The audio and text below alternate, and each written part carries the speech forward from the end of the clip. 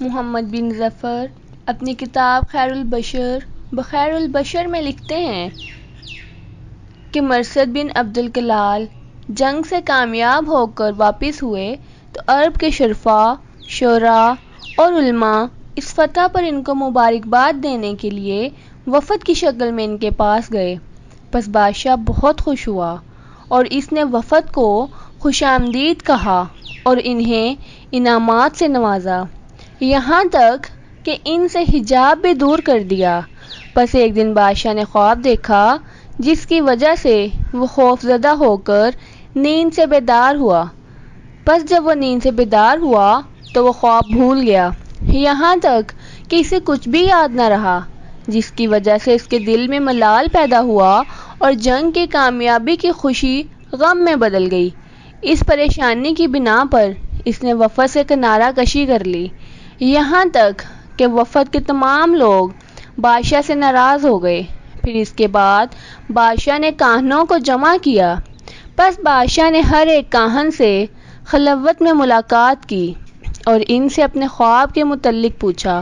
پس کاہنوں نے جواب دیا کہ ہمیں اس کا علم نہیں۔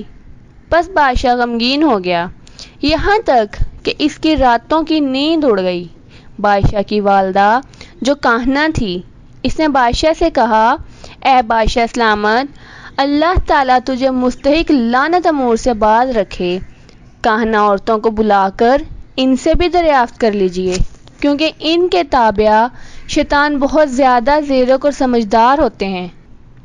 پس بادشاہ نے کاہنہ عورتوں کو جمع کرنے کا حکم دیا۔ بادشاہ نے ان عورتوں سے وہی سوال کیا جو کاہن مردوں سے کیا تھا۔ پس ان میں سے کوئی ایک بھی ایسی نہ تھی جس نے یہ کہا ہو کہ مجھے اس کا علم ہے۔ پس بادشاہ مایوس ہو گیا۔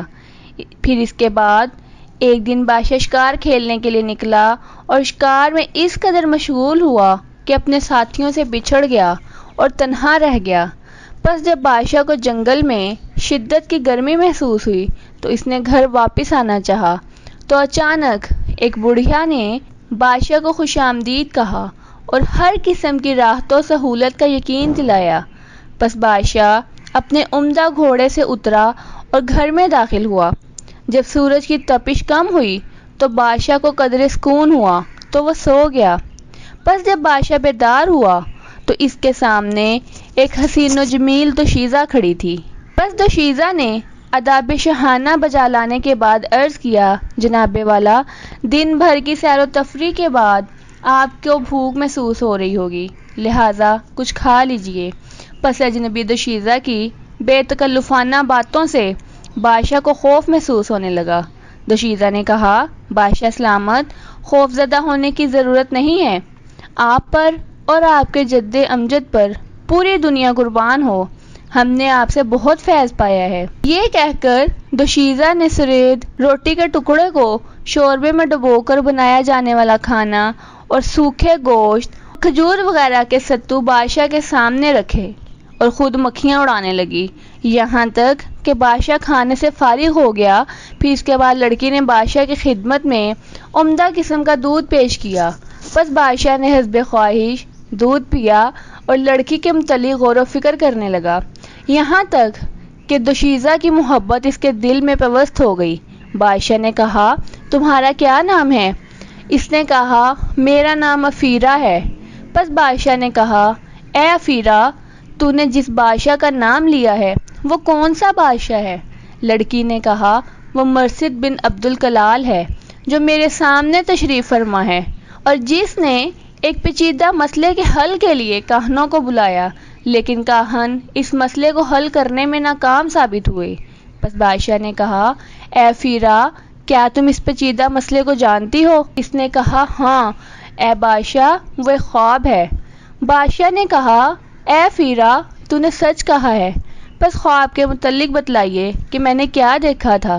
لڑکی نے کہا، بادشاہ سلامت، آپ نے دیکھا تھا کہ تیز آندھی چل رہی ہے اور ہوا کے بگولے ایک دوسرے کے پیچھے دوڑ رہے ہیں اور قریب میں نہر جاری ہے۔ وہاں کھڑا ہوا کوئی شخص گھنٹی کی آواز شکل میں کہہ رہا ہے کہ نہر کے قریب گھاٹ میں آ جاؤ۔ پر جس نے نہر سے پانی پی لیا وہ سیراب ہو گیا اور جس نے پانی پینے سے انکار کر دیا وہ اس میں غرق ہو گیا۔